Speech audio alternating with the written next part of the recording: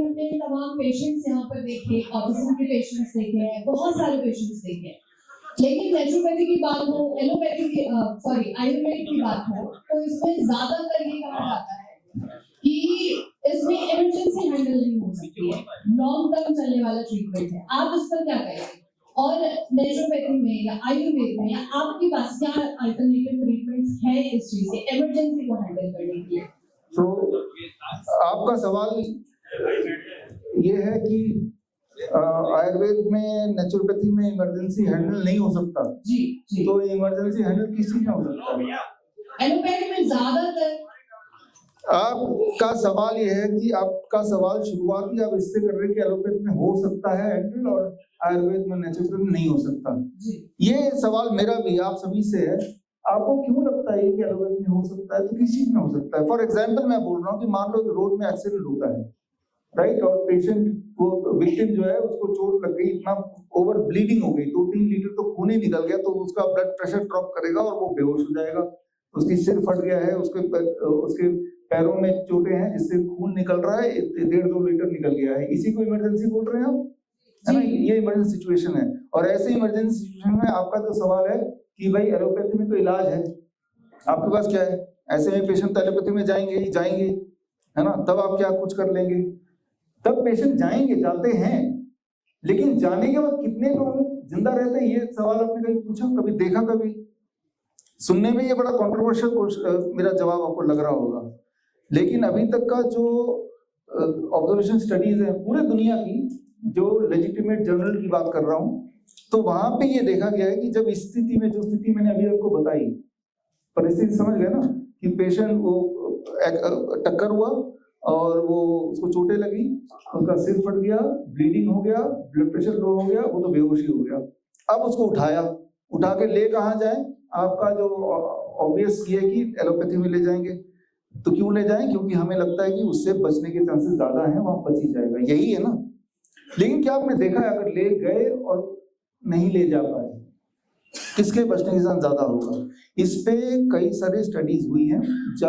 हमारे देश में तो अगर एम्बुलेंस आता ही 1-2 घंटे बाद, तब तक जो होना है हो ही जाएगा, है ना, वो तो छोड़ ही दो। लेकिन ऐसे देश है जहाँ पे मैक्सिमम टाइम लिमिट है 8 मिनट के अंदर आपको एम्बुलेंस, मतलब इस तरह से पोजीशन है जैसे आप यहाँ पे वो है ना कौन सा ब्लिंकिट, तो वहां पे वही है कि 8 मिनट में किसी भी कोने में देश के जो एडवांस कंट्री है, अगर कोई एक्सीडेंट हो जाता तो the victim has to be in the hospital in ICU, मतलब तो हो ही जाना चाहिए।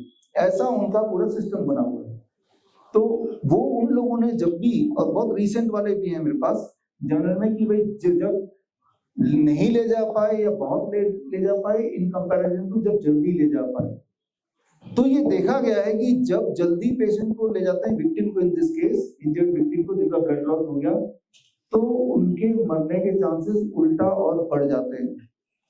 It must be shocking to you, लेकिन बढ़ क्यों जाते हैं? इस पे इन्वेस्टिगेट किया, क्योंकि जब ले जाते हैं तो वो बेहोश पड़ा होता है, उसके एयरवे को फ्री करने के लिए इंट्यूबेशन करते हैं। ये इंट्यूबेशन का प्रोसेस होता है, वो प्रोसेस इस तरह से बेलूनिंग है, कुछ देर के लिए उसकी सांसें रुक जाएगी। एक तो पहले ही सांसें कम आ रही, कुछ देर के लिए रोक देंगे तो वो एक डिसएडवांटेज है।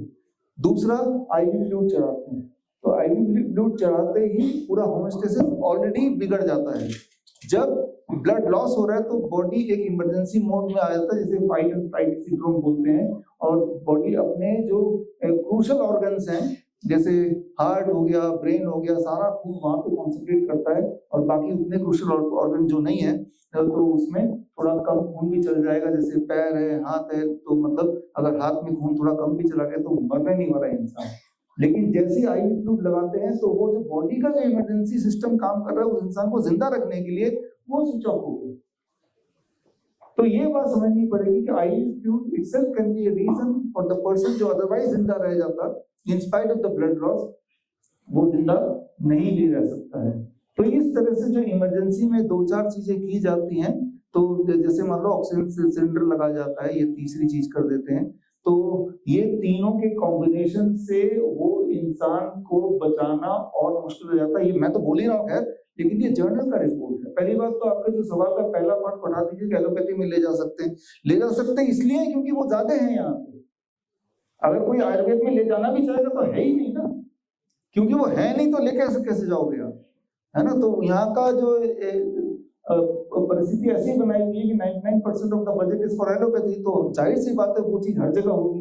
और जब कोई हाँ, अब आते हैं हमारे इस पे, हम ये कर रहे हैं कि handling emergency life support and pain management, इस पे हमने अभी ट्रेनिंग प्रोग्राम शुरू किया है। आप में से कुछ लोग तो यहाँ पार्टिसिपेंट भी आए हैं ना, ये लोग, है ना, और ऑनगोइंग है अभी ये। और ये ट्रेनिंग जो सेंटर है हमारा, ये डॉक्टर BRC मेडिकल एकेडमी, ये समाल खां में है। समाल खां के इस ट्रेनिंग सेंटर के जो चेयरमैन है विनोद बंसल जी है। दिखने वाले जो मेडिकल इमरजेंसीज है उनके आसपास, तो यहाँ पे विनोद बंसल जी हैं और यही चेयरमैन है उस ट्रेनिंग सेंटर का। Thank you sir. तो ये शुरू किया है। और रहा सवाल जो आपके दिमाग में डाउट है, सभी के दिमाग में, क्या इमरजेंसी हैंडल हो सकती है, आप कभी ट्रेनिंग सेंटर आके देखिए कि अलग अलग तरह से अगर कोई बेहोश हो जाता है, किसी को कार्डियक अरेस्ट आ जाता है, किसी को चोटें लग जाती है, किसी को सांसें नहीं आ रही हैं, किसी का सिर फूल जाता है, यही सब होगा।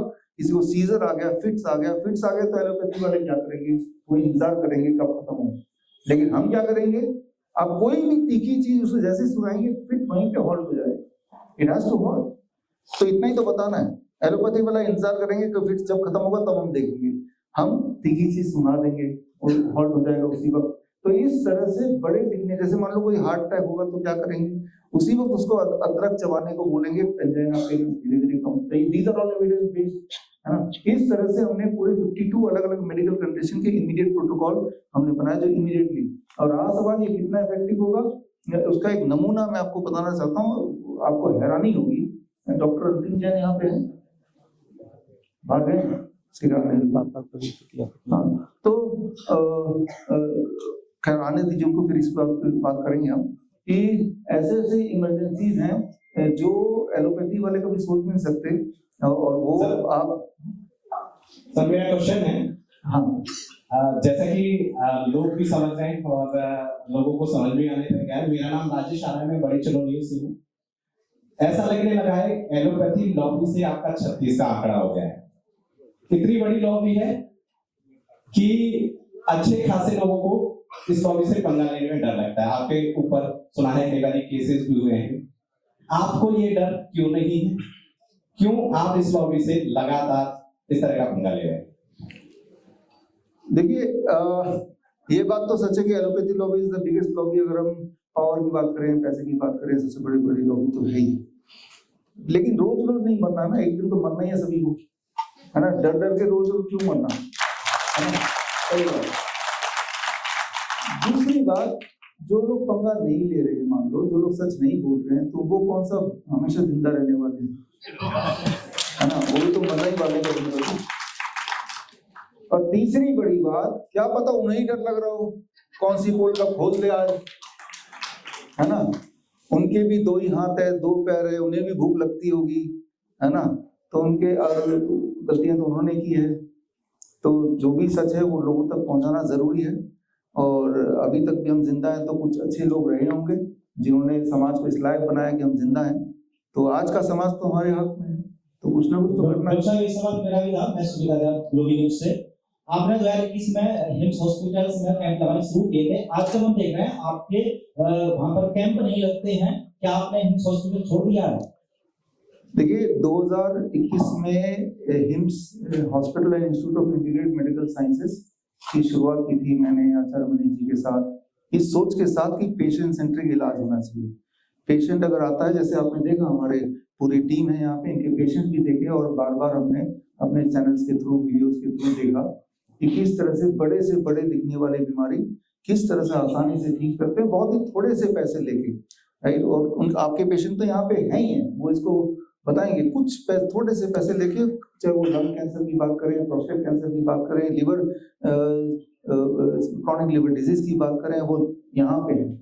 तो मंशा ये थी कि पेशेंट सेंट्रिक इलाज हो, एक जगह हो जहाँ पे वो आए और उनको हम जितना जरूरत है उतना ही करें।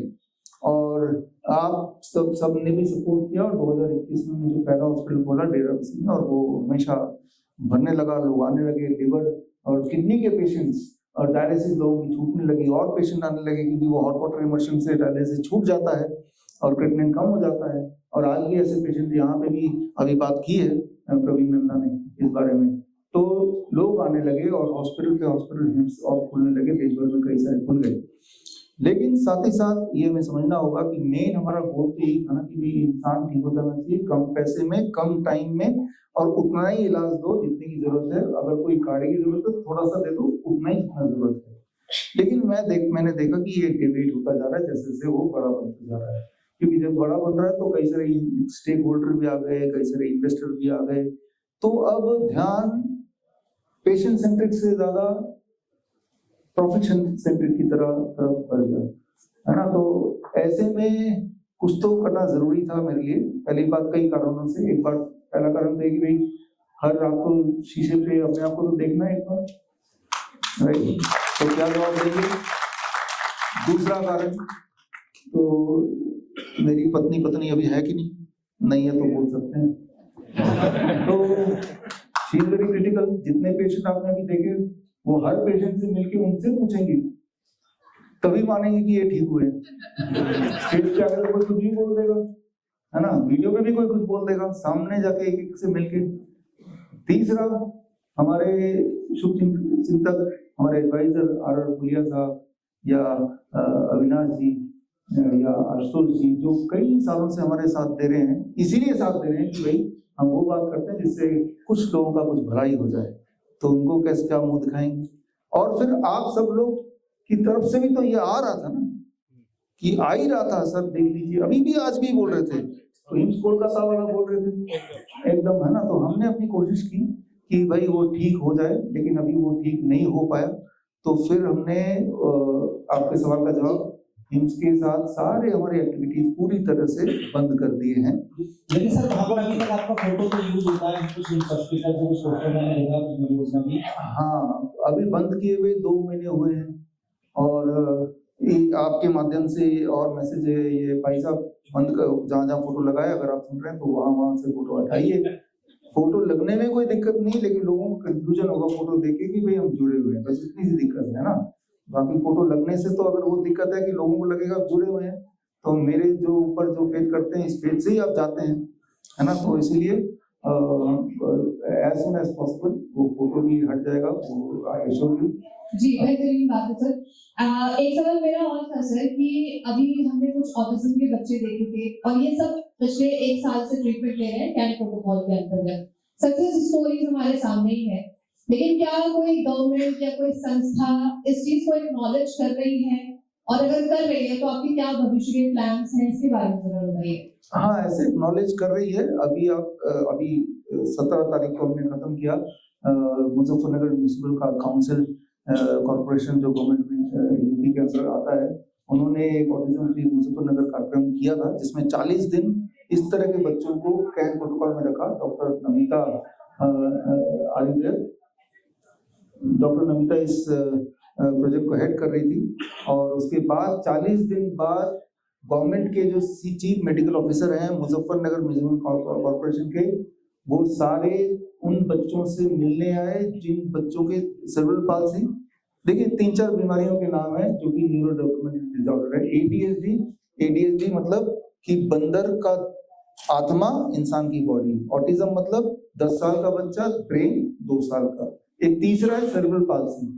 सेरेब्रल पाल्सी का मतलब कि ब्रेन बिल्कुल सही लेकिन बॉडी साथ नहीं दे रही।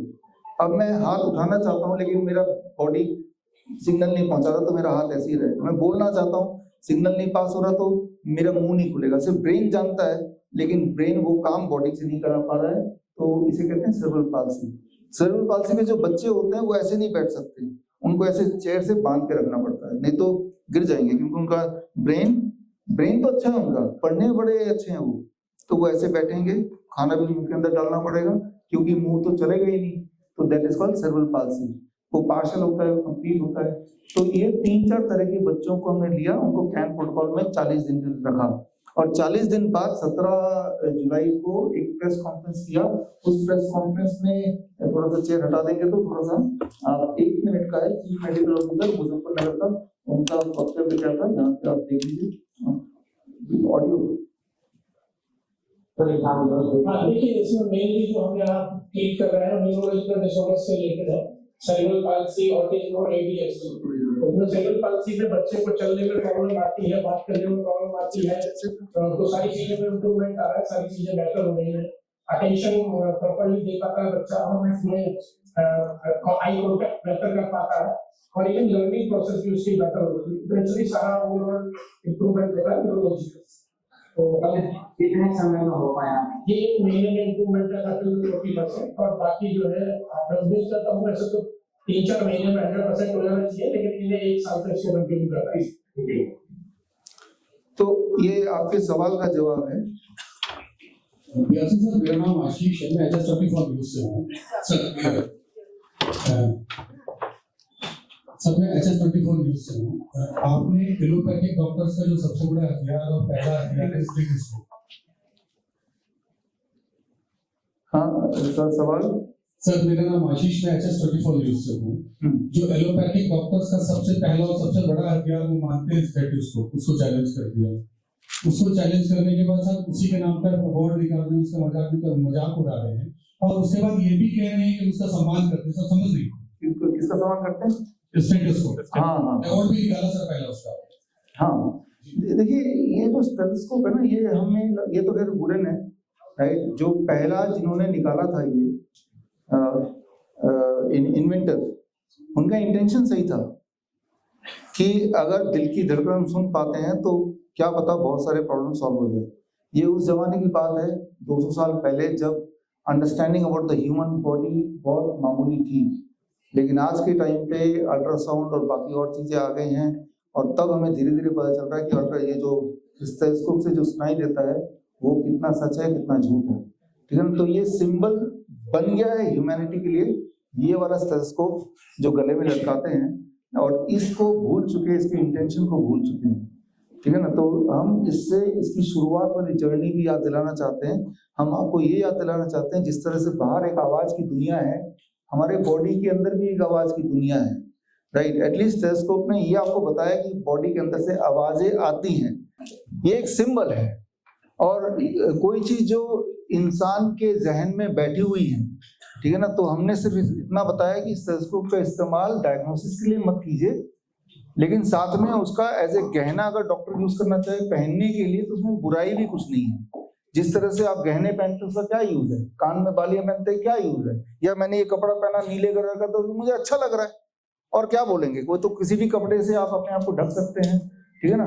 तो जस्ट सिंपल कि इंसान ने कोशिश की, और कोशिश करके अंदर की धड़कनें सुनने की कोशिश की और सुन पाए, और अंदर की दुनिया से, आवाज की दुनिया से हर एक को जोड़ा, राइट। ये अपने आप में बड़ी बात है।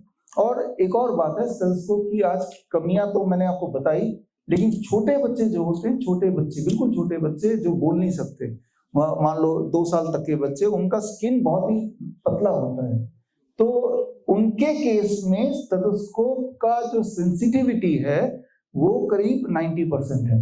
तो ऐसा नहीं है कि स्टेथोस्कोप बिल्कुल यूज नहीं करना है। छोटे बच्चे जो बोल नहीं सकते, अपने सिम्टम नहीं बता सकते, पहली बात, प्लस दूसरी बात, उनका जो स्किन है दैट इज टू थिन, तो उनकी जो आवाज आती है that is more clear and that is more conclusive in comparison to, जैसे हम बड़े होते हैं तो हमारा ऑर्गन जो हार्ट है वो कहीं इधर उधर भी खिसक जाता है।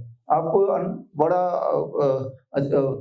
ताज्जुब होगा, हमारा जो लिवर बड़ा हो जाएगा तो वो डिस्टेंस जो है कई बार 10 सेंटीमीटर भी इधर से उधर होगा, हो सकता है, हो जाता है। 1 सेंटीमीटर से लेकर 10 सेंटीमीटर तक हमारे ऑर्गन डिस्प्लेस हो जाते हैं। लेकिन एक डॉक्टर तो यही सोचेगा इसका हार्ट तो यहीं पे होगा, यही सोच के वो उस हार्ट को कंसीव करेगा, लेकिन वो थोड़ा सरक गया, लिवर थोड़ा सरक गया, पेट अपनी जगह पे नहीं है, तो जो सुनाई देगा वो पेट की आवाज नहीं है, वो लिवर की आवाज है जो एक्सटेंड हो चुकी है। लेकिन छोटे बच्चे के केस में ये सारी चीजें नहीं है, इसीलिए छोटे बच्चे के केस में इट इज स्टिल यूजफुल। ऊपर से छोटा बच्चा कुछ बता भी नहीं सकता मुझे कैसा फील हो रहा है, तो वहां पे उसका ये जो किताब मैंने आज रिलीज की है, इस किताब में एक चैप्टर यही डाला है मैंने, राइट।